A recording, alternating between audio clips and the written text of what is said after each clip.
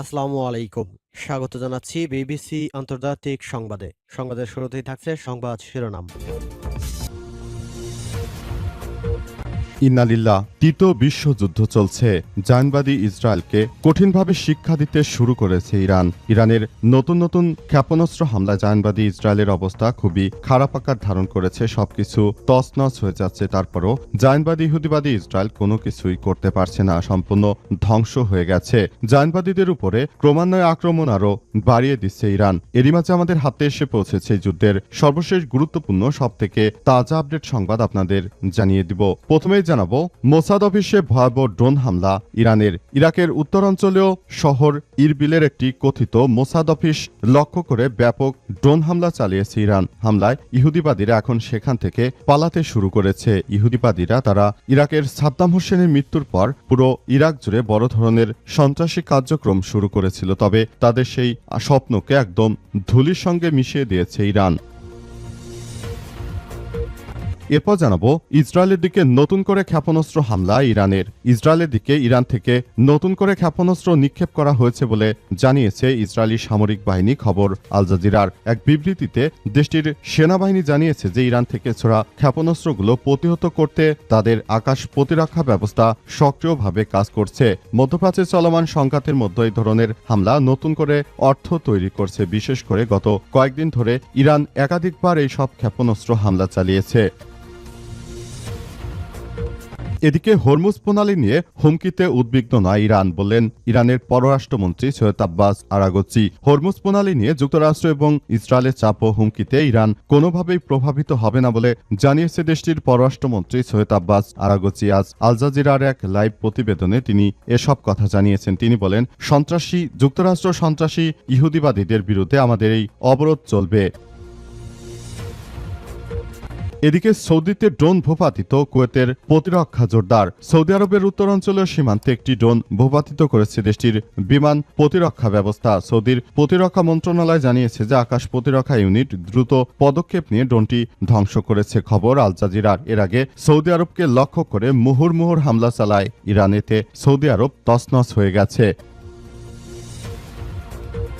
এবং সর্বশেষ জানাবো, জ্বালানির ঘাটতি সারা দেশে বন্ধ হতে পারে petrol pump. Petrol pump honours অ্যাসোসিয়েশনের বিজ্ঞপ্তি। জ্বালানি ঘাটতি এবং নিরাপত্তাহীনতার কারণে যে কোনো সময় দেশের পেট্রোল পাম্পগুলো বন্ধ হয়ে যেতে পারে এমন আশঙ্কার কথা জানিয়েছে Bangladesh petrol pump honours association. আজ এক বিজ্ঞপ্তিতে সংগঠনটি এই তথ্য নিশ্চিত করেছে। বিজ্ঞপ্তিতে বলা হয়েছে, সারা দেশে পেট্রোল পাম্পগুলোর অবস্থা খুবই করুণ, কারণ তারা অয়েল কোম্পানিগুলো থেকে প্রতিদিন যে তেল পাচ্ছে তাতে বর্তমান ক্রেতাদের যে চাহিদা তা পূরণ করা সম্ভব হচ্ছে না। তারা আরও জানিয়েছে যে বর্তমানে যেহেতু ঈদের সময় অতিরিক্ত পেট্রোলের চাহিদা রয়েছে, তাই অবস্থায় যদি সরকার তাদেরকে কোনো ধরনের সহযোগিতা করতে না পারে সেক্ষেত্রে তারা পেট্রোল পাম্পগুলো বন্ধ করে দিতে বাধ্য হবে। কারণ একেতে তাদের কাছে পর্যাপ্ত জ্বালানি নেই, আবার দ্বিতীয়তে হচ্ছে তাদের উপর প্রতিনিয়ত হামলার হুমকি দেওয়া হচ্ছে এবং বিভিন্ন রাজনৈতিক দলের নেতাকর্মীরা অস্ত্র ঠেকে পেট্রোল পাম্পগুলোতে এসে সন্ত্রাসী কার্যক্রম চালিয়ে যাচ্ছে। এতে করে আমরা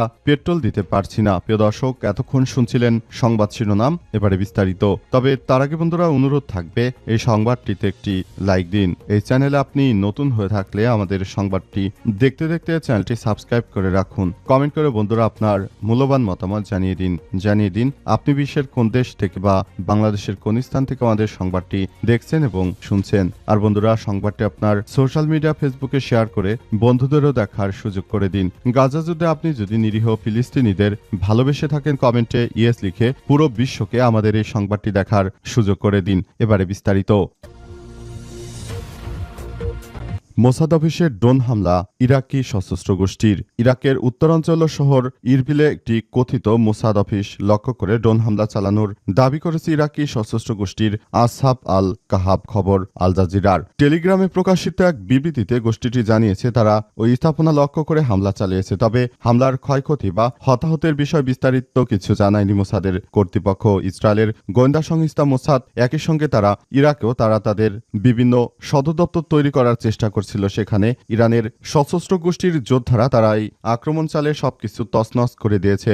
জায়নবাদী ইহুদিবাদী ইসরায়েলকে চরমভাবে ধুলাই দিতে শুরু করেছে ইরানের এক একটি নতুন হামলায় এই জায়নবাদীরা একদম ধ্বংসের দ্বারপ্রান্তে চলে এসেছে। পুরো মধ্যপ্রাচ্যে চলছে এই সংঘাতময় পরিস্থিতি এবং এই সংঘাত থেকেই তৃতীয় বিশ্বযুদ্ধ শুরু হয়ে গেছে। ইহুদিবাদী ইসরায়েলকে কোনোভাবেই ছাড় দেওয়া হবে না। ইহুদিবাদী ইসরায়েলকে চরমভাবে ধুলাই দেওয়া হবে বলে ইতিমধ্যেই জানানো হয়েছে এবং সে অনুযায়ী তাদেরকে সেভাবেই ধুলাই দিচ্ছে ইরানের এক একটি নতুন হামলায় সবকিছু তছনছ হয়ে যাচ্ছে। জায়নবাদীরা এখন আর কোনো কিছুই অর্জন করতে পারছে না। এদেরকে ধরে ধরে হত্যা করছে ইরান। এদেরকে কোনোভাবেই ছাড় দেওয়া হবে না বলে ইরানের পক্ষ থেকে নিশ্চিত করা হয়েছে। ইরান জানিয়েছে যে ইহুদিবাদী ইসরায়েলকে আর ছাড় দেওয়া হবে না, এখনই সময়।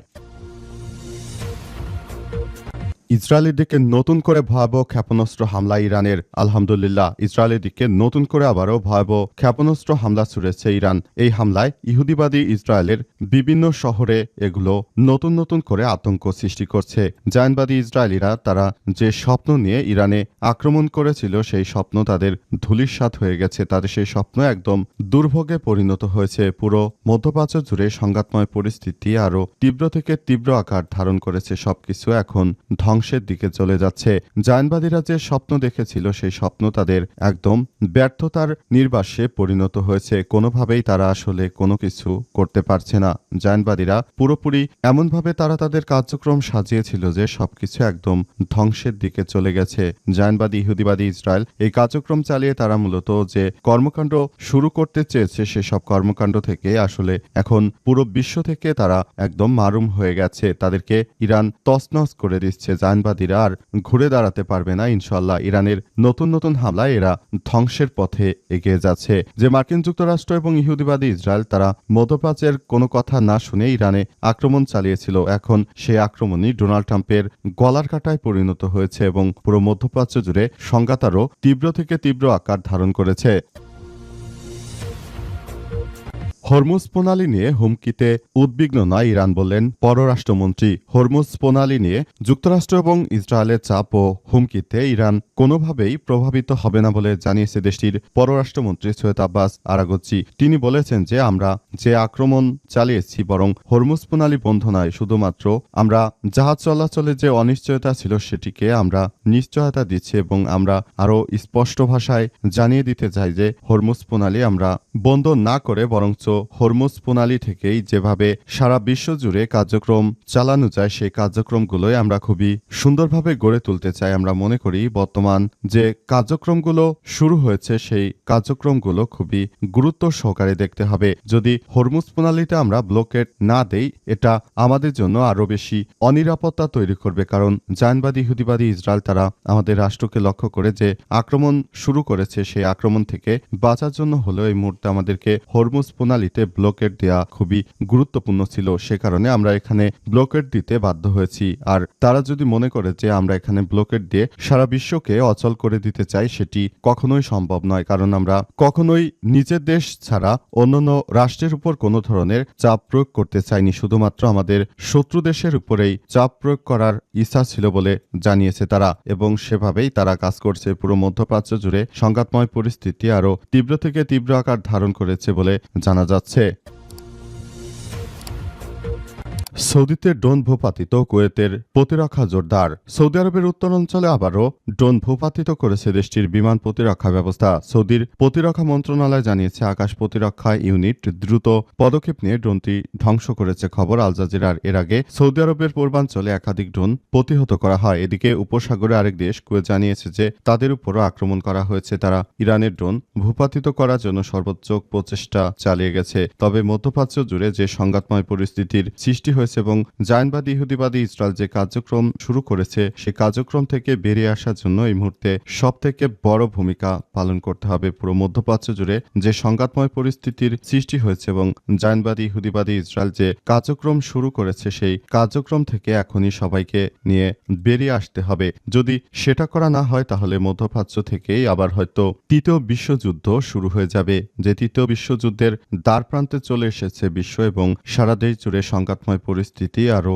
বড় তীব্র আকার ধারণ করবে তখন আসলে পৃথিবীতে সবকিছুরই তীব্র থেকে তীব্র সংকট দেখা দেবে। এমনিতেই বাংলাদেশে এখন পেট্রোলের তীব্র সংকট দেখা দিচ্ছে। এটি যদি দীর্ঘায়িত হয় তাহলে বাংলাদেশের জন্য ভবিষ্যতে আরও বড় ধরনের সমস্যা অপেক্ষা করছে। পুরো বাংলাদেশে আবারও এসব সমস্যায় জর্জরিত হতে বেশি সময় লাগবে না। এটি খুব অল্প সময়ের মধ্যেই বাংলাদেশে এই সমস্যাগুলো আরও তীব্র থেকে তীব্র আকার ধারণ করতে পারে, এমনটাই বলা হচ্ছে।